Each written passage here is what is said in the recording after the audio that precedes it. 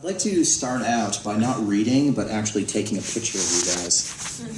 My wife is traveling for work right now. She's in Connecticut, and she couldn't be here, and she's mortified that she couldn't be here.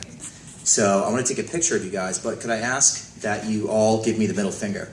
So if you could, so on the count of 1, 2, 3, everybody, middle fingers all over the place. Ready? So 1, 2, oh, that looks good. Yeah, there we go. Ready? 1, 2, 3. Awesome. That's great. So now I'm going to send this to her in a text, and I'm going to say, I just bombed super hard, and it's all your fault.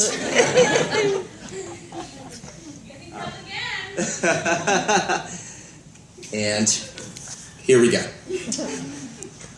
When I was 14, I spent the bulk of my free time with Seth and Matt. I was living in Stratham with Mom and my sister Jen, and attending Exeter Junior High School, not to be confused with the Ritzy Phillips Exeter Academy. Jen was 17 and running around with kids her age doing God knows what. Mom was either working her tail off as an unappreciated, underpaid social worker in the oncology clinic of a local hospital, or busy trying to cobble a busy single mother's social/love life together. So I found myself alone at home a lot. At the end of every school week, I'd pack a backpack full of clothes, strap my skateboard to my back, and ride my bicycle 8 miles down Route 33 to sleep over Matt and Seth's houses for the weekend. Matt and Seth lived in adjacent houses on the same street in Rye, a quiet little wooded community bordering the bulk of the state's paltry 18 miles of rocky coastline. Rye Beach is famous for the wealth of its residents, and a drive down the winding ocean boulevard yields dazzling views of the Atlantic Ocean, and extravagant mansions you could only dream of affording while simultaneously freebasing bath salts and huffing aerosol keyboard cleaner. To me, it was, and still is, the most impossibly beautiful place in the entire world.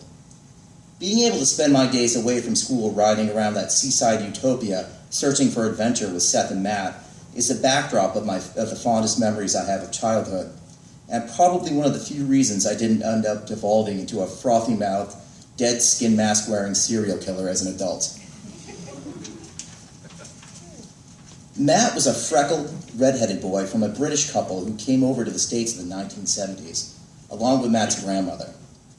His father ran a bustling HVAC engineering business out of the basement and worked 80 hours a week down there, long enough to develop carpal tunnel in both hands and put an immense amount of stress on his congenitally weak heart.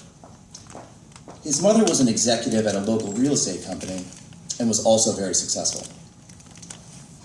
They all lived in a big 4-bedroom Tudor-style house that Matt's dad designed, complete with a huge, flawlessly manicured lawn and a big in-ground swimming pool.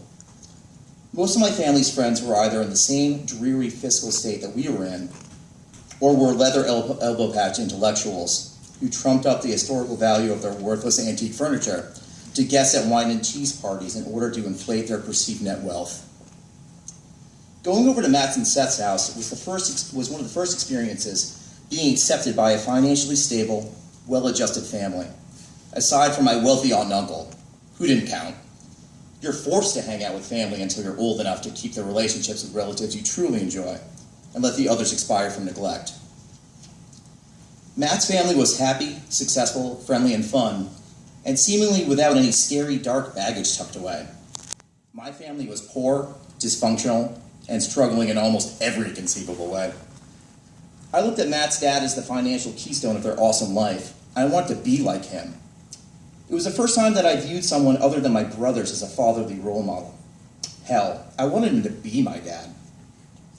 I remember shopping for clothes in Goodwill with my mom and asking her to buy me a dusty old copy of TurboCAD I found on a shelf with other electronics, with the idea that I could practice using it, become a wildly successful engineer, and make enough money to not only pull my family out of poverty, but be able to start a family of my own and have them be as comfortable as Matt's family. My parents and Matt's parents were best friends, even before I was born. My mom and Matt's mom had a little sewing business together, and were actually commissioned to sew a flag for Wimbledon one year. While they sewed, and Matt and I crawled around on the carpet in our diapers, my dad and Matt's dad would get hammered on the golf course together and laugh at each other all day.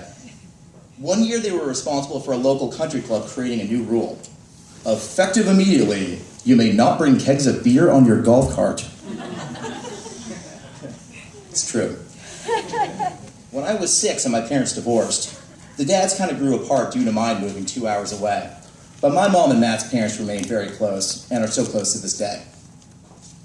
Seth's family moved to Matt Street from upstate New Hampshire shortly after I moved to Wisconsin. When I came back 3 years later, they had become close friends. Seth's older brother, as well as Seth's mom and dad, lived in a 2-story house that was kitty corner in relation to Matt's. Seth's family was very religious. Seth and his brother spent a lot of time working with a local youth group at Bethany Congregational Church.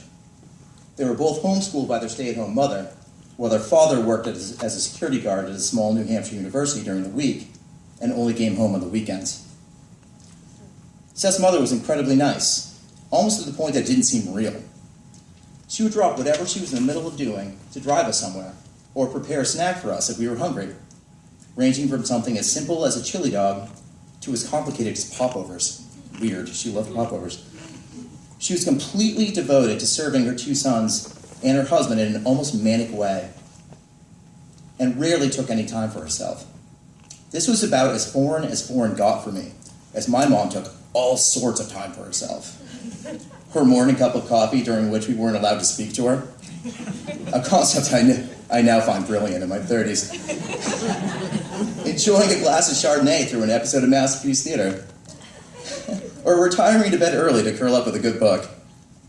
Mom knew how to take care of herself when she was off the clock, and we grew up knowing adults needed private time. Seth didn't.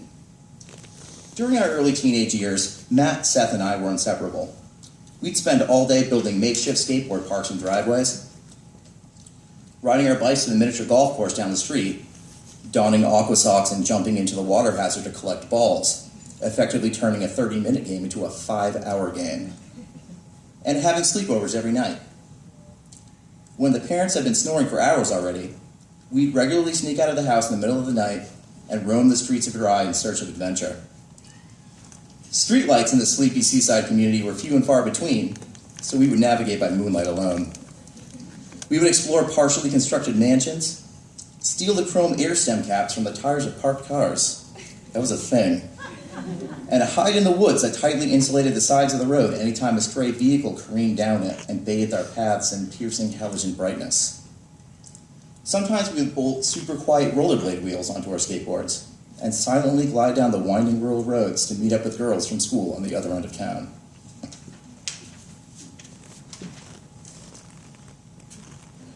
If Chuck can drink water, I can drink beer.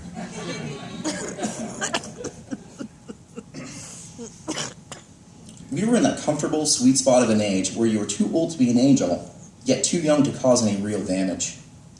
We were incredibly lucky to have a town in which we could experiment with misbehavior without getting hurt or arrested, which, after some introspection, I can largely credit for molding the 3 of us into the considerate, law-abiding, somewhat responsible citizens we are today. We were able to get it out of our systems. At 14, I was already seeing the catastrophic results of hyper-conservative parenting and the kids that bucked against it by getting expelled and arrested, which made me appreciate being able to spend time in the perfectly safe, homogenized snow globe that was Rye even more. Once, while another preposterously gorgeous summer sun set over the Atlantic, Matt, Seth, and I were playing a game we called Rock Hop. Out on a jetty in Rye State Harbor Park, a large, grassy area, complete with a large pavilion and picnic table seating, situated right on the water, and was completely unoccupied aside from us. Essentially an amalgamation of horse and parkour. Rock Hop required one person to jump from one jetty boulder to another, and the other 2 of us having to make it to the same boulder. You got a point every time you made it without losing your balance and falling off.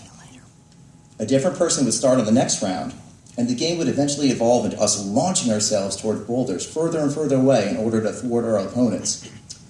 And a winner would be crowned at the little navigation tower at the end of the jetty, most likely bleeding from an elbow or a knee. We'd typically play one game on the way out to the tower, and another one coming back to the shore. When we hopped off the jetty and started walking over to where our bikes were parked, we were approached by a middle-aged man. He wore a Boston Red Sox baseball cap with a violently curved brim, dark sunglasses, a polo shirt tucked into his denim shorts, and black sneakers with white mid-length tooth socks sprouting out of them. Put a road map in one hand and a camera in the other, and you would have looked like your average out-of-state tourist flocking to the seacoast from parts unknown every summer. "Hi, guys. Having fun out there today?" The man stopped about 10 feet away from us and knelt down to pull up one of his tube socks.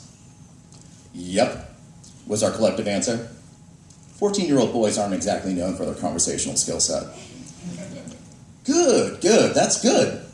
Hey, listen, I have a proposition for you boys." "Okay." "See that lady at the picnic table over there?" The man pointed to a picnic table underneath a shaded pavilion, which was roughly 100 feet from where we were standing. Sitting at the table was a woman who looked to be in her late 20s. She had curly brown hair and was wearing a floral print dress that billowed in the warm ocean breeze. She waved at us. I was the only one of us to wave back, more because of the politeness reflex that was beaten into me growing up than a genuine desire to communicate with a total stranger. Yeah? "Well, that lady over there is my wife, and she screwed up." His face went from friendly to serious. "She screwed up real bad. She's in a lot of trouble with me, and she needs to be punished." Matt, Seth, and I said nothing in return, only exchanging nervous glances with each other. This was getting very weird, very fast. Between us and our bikes and the roads leading back home was about 100 feet of grass and this unfamiliar man, whose face became more dark and gray with every passing second. "If you guys go over there, you can do whatever you want to her. Touch whatever you want. You can do whatever you want to her and make her do whatever you want to you. She knows why I came over here to talk to you, and she's waiting for you guys to come on over. I'll just stand back here and let you guys do your thing." We exchanged silent, "What the fuck do we do?" glares at each other for the third time, not uttering a single word in response to the man's offer. After that, I think I earned it.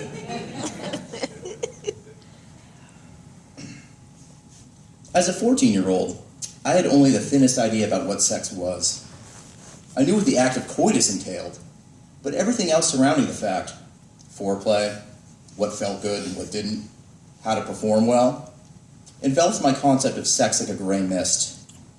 My mom caught me reading her copy of Our Bodies, Ourselves when I was 8.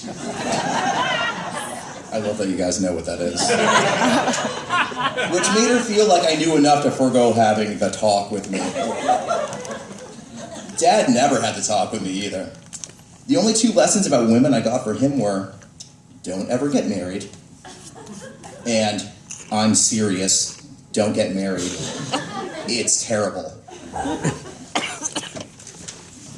Both of them were completely okay with me watching the most violent movies imaginable. But the minute nudity popped into a scene, the tape was slapped back in the case and returned to the rental store, still warm from the player.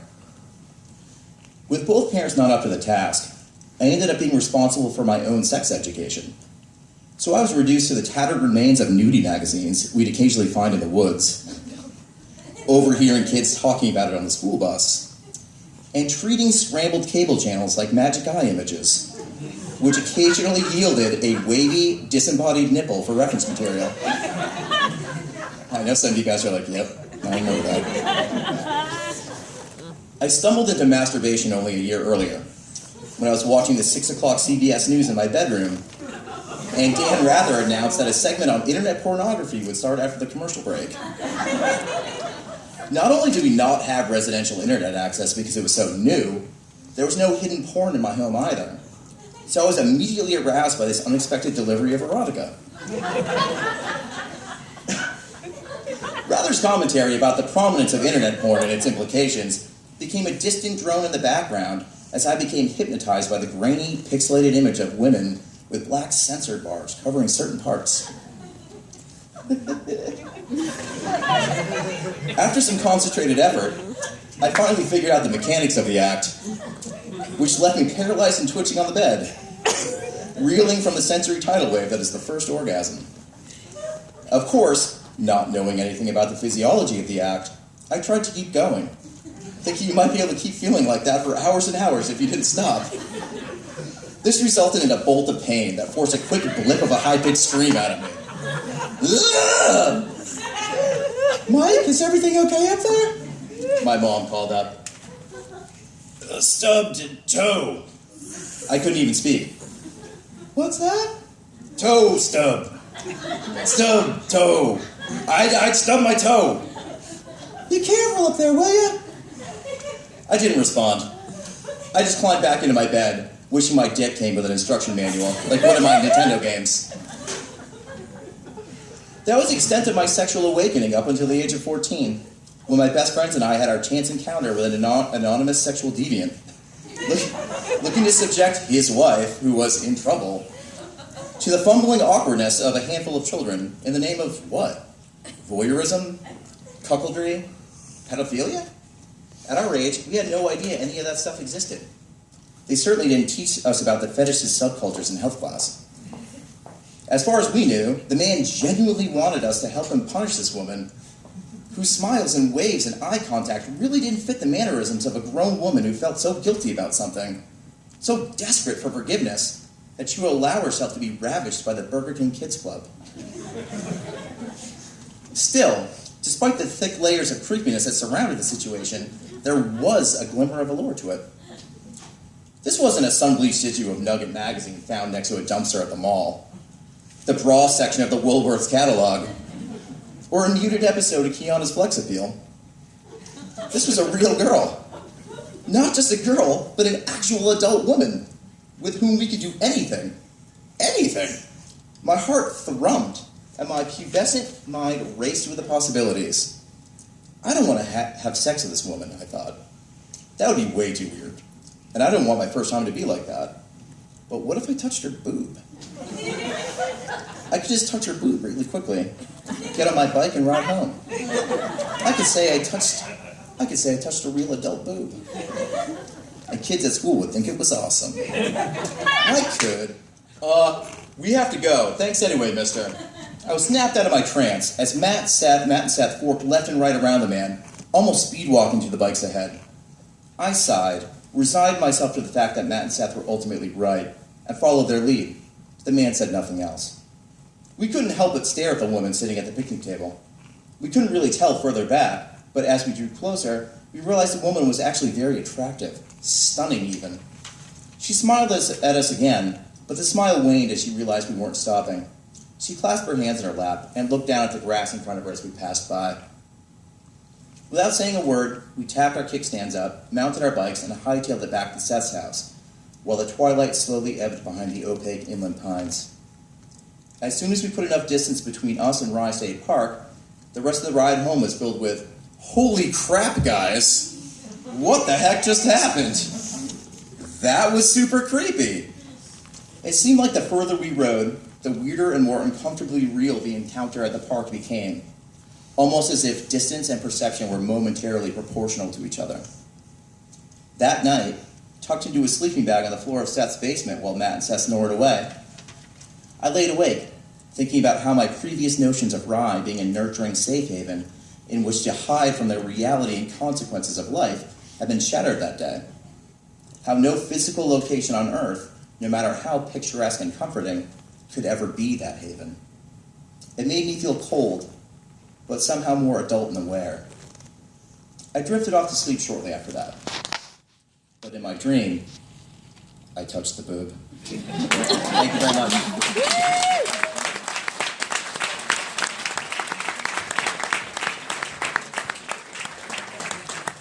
Thank you, Michael, for reminding us that dirtbags live everywhere. Thank you so much for coming tonight. If you are interested in participating,